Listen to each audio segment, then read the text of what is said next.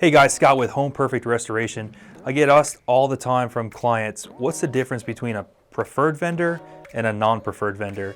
And a preferred vendor is somebody that typically has a relationship and a contractual agreement with an insurance company where they may have to offer discounts or they have to follow guidelines that the carrier puts in place in exchange of them getting preferred work to their clients.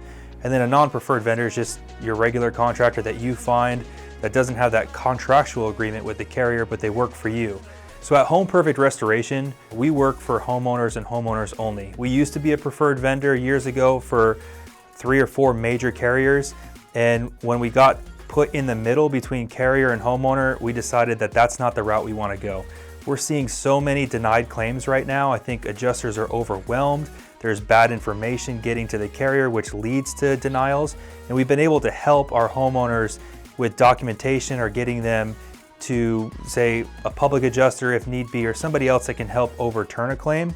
But we're here for our homeowners, for our clients, the business owners, whoever we're representing, 100%. So ask yourself, if you have a water damage or fire damage in your home, do you want somebody working 100% for you, or do you want somebody that's stuck working for you and working for the insurance company?